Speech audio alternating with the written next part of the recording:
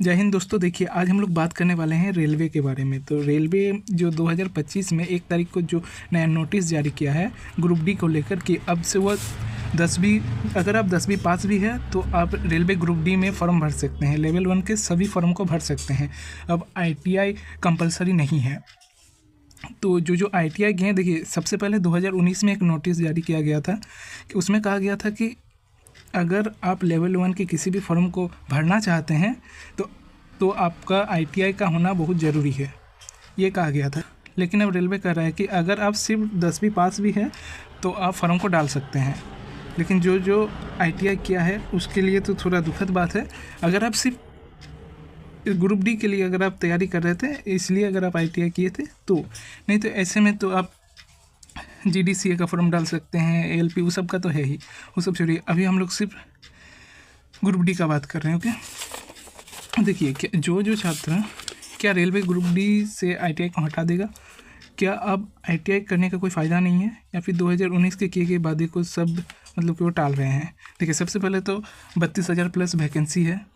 देखिए, अगर ITI लागू होता है तो इस 32,000 वैकेंसी के लिए लगभग 30 लाख से 40 लाख फॉर्म डाले जाएंगे। अगर ऐसे में अगर ITI को हटा देता है और अगर सिर्फ 10th पास भी डाल सकता है, ऐसे बोला जाता है, तो देखिए 1 करोड़ तक भी वैकेंसी जा सकता है, 1 करोड़ फॉर्म भी आ सकता है।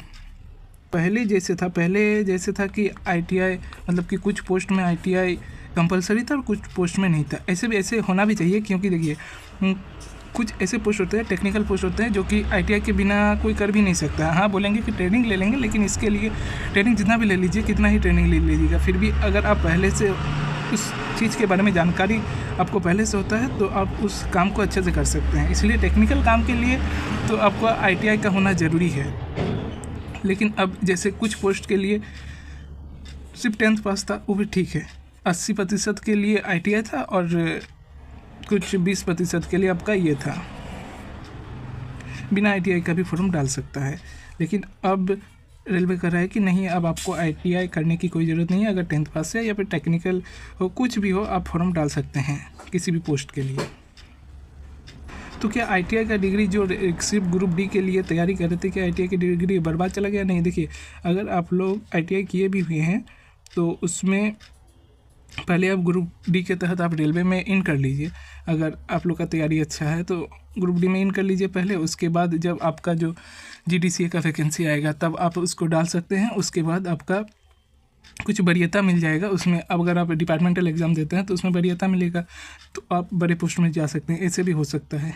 लेकिन अभी देखिए, अब 10 तारीख से पहले और एक नोटिस आ सकता है, क्या है क्या नहीं पूरा क्लियर कर देगा रेलवे। अब देखिए क्या होता है। धन्यवाद।